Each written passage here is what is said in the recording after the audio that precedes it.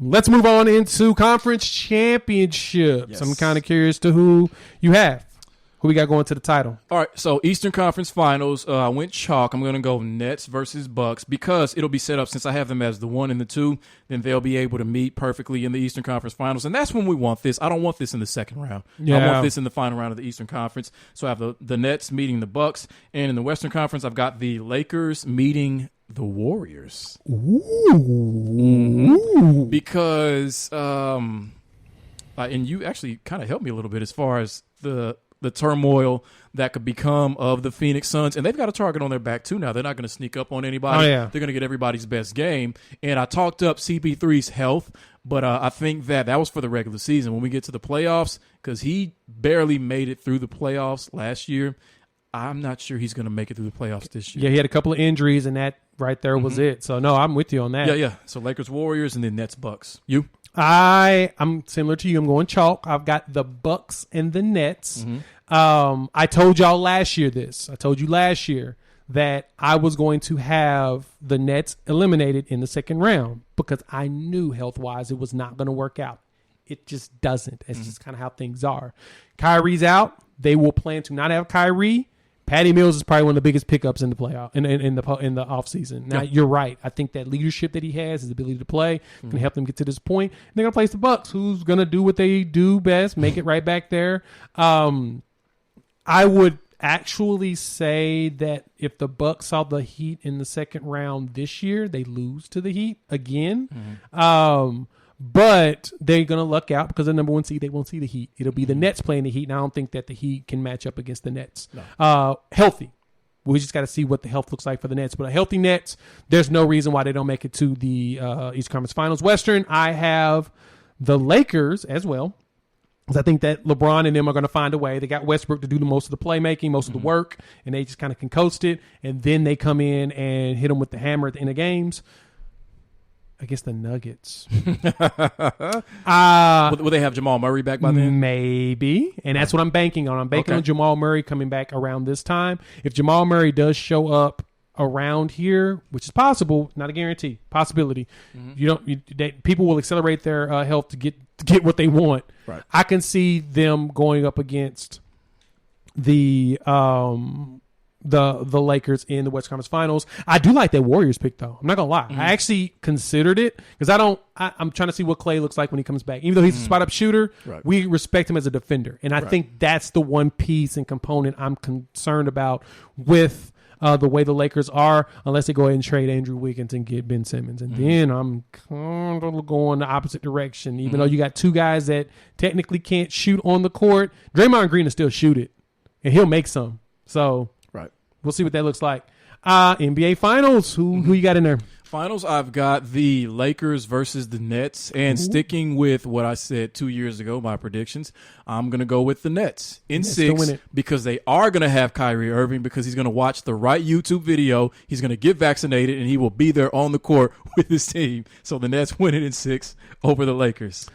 Okay. Congrats, Brooklyn. Congrats, Brooklyn from Jimmy, because that's not what I'm saying. I got the Lakers playing the Bucks. I got the Bucks actually making a repeat back to the NBA Finals. Nice. That's bold. Very. I do think that they can beat the Nets the second time around without Kyrie. I think they'll be better prepared. They're better suited. Now, the lack of PJ Tucker is an issue. And I do think that's the reason why if they played the Heat in the playoffs, that's right. He's in Miami. They will lose to the Heat. Interesting. So they wouldn't have the psychological edge over the Heat because now it's about the Heat getting revenge and not the Bucks getting revenge. Exactly. And the Heat are going to be healthier this year, and that's something they didn't have really last year. They also aren't playing nonstop. You know what I'm saying? Like we talked about, the NBA season didn't end. The 2020 season going into the 1920 all last year, it just never ended. It just kept just going. 2020, 2021 did not stop from the 1920 season. So be a different animal. As long as the Bucks don't play the Heat, they will be just fine. Okay. They'll make it back to the finals. They'll play the Lakers, and the Lakers will get Russell Westbrook his first championship. And Melo. In 7. We're going to have a thriller. Every game will be close. It'll be just a battle. And, of course, they're going to do chalk here. They're going to give LeBron the finals MVP. Right. As usual. So, awards. What you got? MVP? MVP. Let's start. MVP. MVP is going to be Luka Doncic.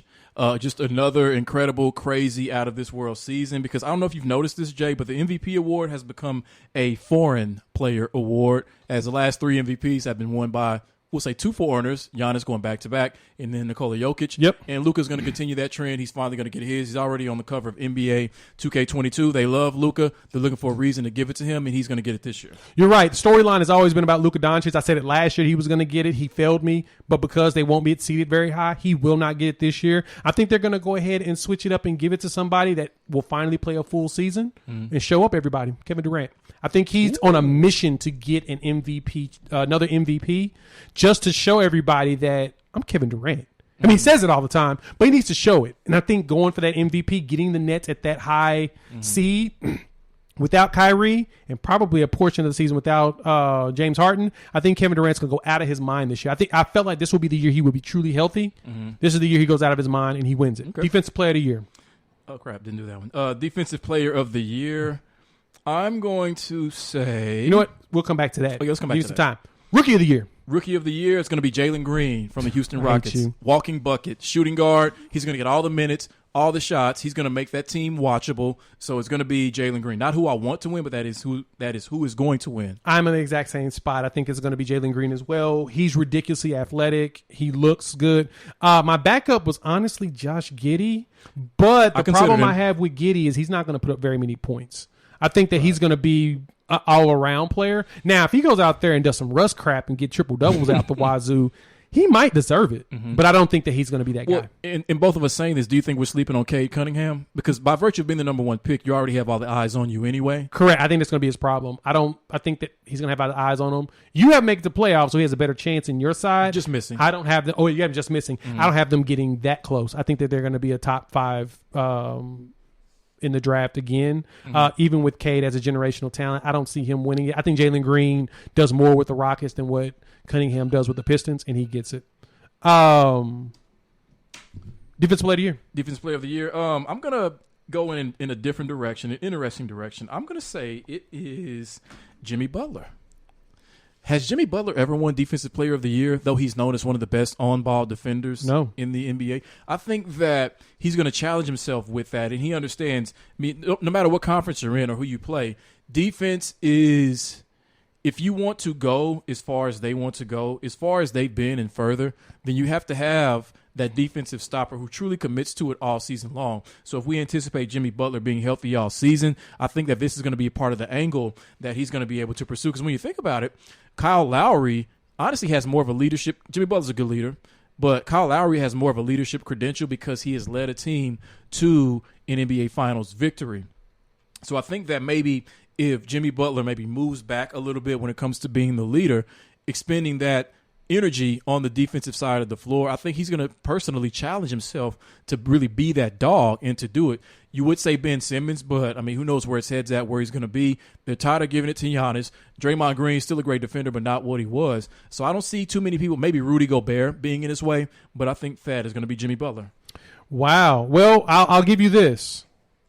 He is, what's this? 1, 2, 3, 4, 5, 6, 7, 8, 9, 10, 11, 12. He's 13th in the odds at plus 4,000. I have to take that. So he's not too bad when it comes to that. Who's number 1? Rudy Gobert. So my selection is a little different too, and I think that he's going to make a statement. Joel Embiid. I think that he wants a Defensive Player of the Year to go along with an opportunity for MVP.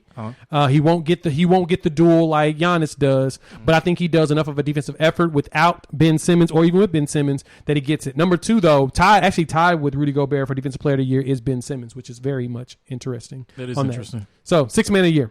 6th man of the year, Dennis Schroeder. Finally back where he belongs, coming off the bench, going up against second units to comfortably become who he truly has always been and not attempting to be somebody that he's not. That's a big part of the reason why he lost the bag, because he thought he was somebody that he's not. Be who you are. Get the bag that you deserve for what you do, but that you're the best at. Dennis Schroeder. Oh, okay. I got Kevin Huerter at Atlanta. I like him. He just got the bag, and I think he's going to show out continuously from the bench. Jordan Clarkson leads it right now at plus 550, and Huerter is right behind him at 1,100, plus 1,100. Him and Patty Mills, which is very interesting. Mills. But I think Huerter's going to do it. I think he's going to ball out this year. He's going to put up some pretty nice numbers. Okay. I can see that. Most improved. most improved player, this might surprise you, Reggie Jackson. I think he's going to be the most improved player because what I think is going to happen, just based on how the playoffs went, if they give him the minutes and the shots that Kawhi would have gotten, because he's not afraid to shoot the ball, and he is very comfortable being next to Paul George, I think that he's going to make a leap from what we saw him ultimately become in Detroit, and then kind of being a bit of a road man, then going to the Clippers and refining himself in the playoffs and showing that he could make some big shots and some big moments. I think it's going to be Reggie Jackson, that he's going to show more than what we've ever seen him do. He has to. That's interesting. Yeah. Okay. So I think it's going to be something of a – I think because of the circumstance, it's going to help this one. I'm going with Michael Porter Jr. For MIP. With no Murray, I think he's going to go out there and drop like 25 a game. I think he's going to be one of their top scorers up there, him and Jokic right neck and neck as far as the points go. I think he does a lot more on the defensive side. Hopefully he does. The odds, though, have a tie between SGA, Shai Gilgeous-Alexander, as well as Zion Williamson. But I think SGA did too much last year for people to actually think he would be considered an MIP. He cooked. Because he was around 22 a game. Yeah, and he was a 50-40-90 candidate. He was close. Okay, so then are they looking at this award as best player off of an injury, or is this most improved player? Because Zion, what was that, 27 also, game? He's 700 as well. So that doesn't make sense. But I think it's because if they play a full season, they'll put up numbers that'll put them in the top 10 of the league, and I think that's what they're looking at. Okay. But Michael Porter Jr. is third, and I think that Michael Porter Jr. is going to be it. So, Coach of the Year. Coach of the Year. Oh, and I wish I could have got this earlier, because all the stuff you said about Kevin Durant as to why he's going to win the MVP, let me take his name out, and I'm going to put in Steve Nash's name as Coach of the Year for all those reasons, as far as primarily the navigating the Kyrie Irving crap that is not over, and that he's going to continue to be involved in until he does break down and get the vaccine. But I think it's going to be Steve Nash with that number 2 seed. With him, again, this is a NBA Sports Writers Award, so he's got a lot of positive equity just as a player. He does. And people like him. Yeah, and now it's very likable. He's got commercials and everything, so it's going to be Steve Nash.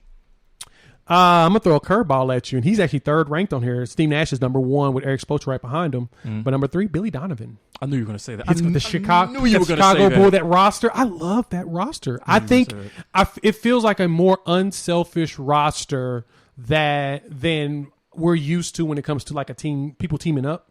It feels so unselfish, and I feel like Billy Donovan can do a good job of getting them in the right mindset to go out there and win some games. So I'm giving it to Billy Donovan. Yeah. Dope.